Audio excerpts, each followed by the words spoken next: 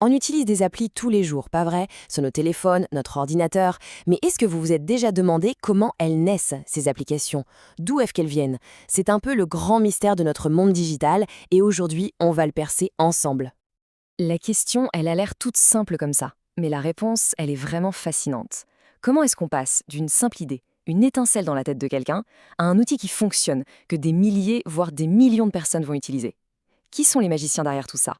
Eh bien, ce héros un peu dans l'ombre, le secret de notre monde numérique, c'est l'analyste programmeur. C'est cette personne qui fait le pont, qui est le traducteur entre une idée et sa réalisation concrète. C'est elle qui transforme l'imaginaire en ligne de code. Alors, pour vraiment bien comprendre ce rôle, on va voir pourquoi on peut carrément les appeler les architectes de notre monde numérique. Pour faire simple, son job, c'est d'être un traducteur. Imaginez une banque qui veut une appli pour que ses clients puissent consulter leur compte sur leur smartphone. L'analyste programmeur, lui, il va écouter ce besoin, il va le décortiquer, le comprendre en profondeur et le transformer en une appli bancaire qui est à la fois sûre et super simple à utiliser. C'est vraiment le maillon manquant entre le besoin humain et le langage de l'ordinateur. Et ça nous amène au cœur même du métier. Parce que le nom analyste-programmeur, ce n'est pas un hasard. Il y a bien deux mots, deux compétences, qui sont totalement inséparables, l'analyse et la programmation. Oui, la définition officielle est très claire là-dessus. Ce n'est pas juste une personne qui tape du code toute la journée. Non, non. Il y a toute une phase avant ça, une phase qui est absolument cruciale, celle de l'analyse des besoins, de la conception de la solution. C'est un vrai travail de stratège, bien avant d'écrire la toute première ligne de code.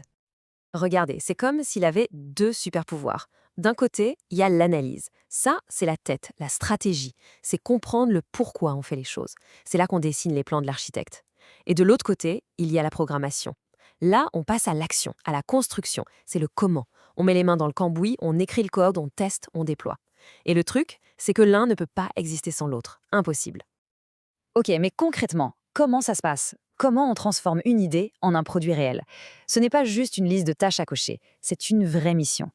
Alors, voilà le parcours typique. Tout part de l'écoute. Il faut identifier très précisément ce dont les gens ont besoin. Ensuite, on passe à la conception, on dessine le plan de l'application. C'est seulement après tout ça que le codage commence. Et une fois que c'est codé, on teste, on reteste, on cherche le moindre bug. Mais ce n'est pas fini. Le travail continue avec la maintenance et la sécurité. Vous savez, un logiciel, ça vit, ça évolue. C'est un cycle sans fin en fait. Bon, ça a l'air super intéressant, mais quels sont les avantages à faire ce métier? Pourquoi est-ce que c'est un rôle si important aujourd'hui? Et des atouts, il y en a. D'abord, la polyvalence. Vous êtes à la fois celui qui pense et celui qui fait. C'est un profil hyper recherché, donc niveau sécurité de l'emploi, on est plutôt bien. Ensuite, la carrière peut évoluer très très vite. Et franchement, c'est un boulot stimulant. Chaque projet, c'est comme un nouveau puzzle à résoudre. Et le bonus, la liberté, vous pouvez être freelance ou en entreprise, le choix est là. Justement, en parlant de carrière, jetons un œil à l'avenir de ce métier, qui est, disons-le, assez radieux.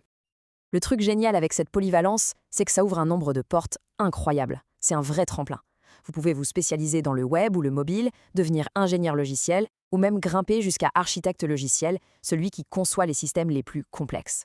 Ou alors, vous pouvez changer de voie et devenir chef de projet ou même un expert en cybersécurité. En gros, c'est une base de compétences qui vous permet de dessiner la carrière que vous voulez.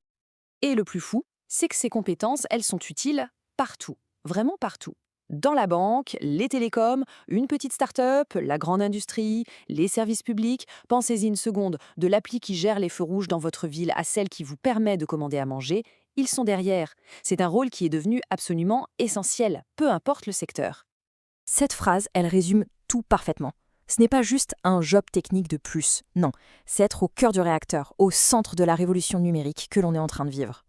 Au final, c'est bien plus qu'un simple métier technique. C'est une profession qui mélange trois choses. La logique pure et dure du code, la créativité quasi infinie de la conception et cette recherche constante d'innovation pour trouver les solutions aux problèmes de demain. Ce qui nous laisse avec une toute dernière question, pour la route. Et si le prochain architecte de ce monde de demain, c'était vous?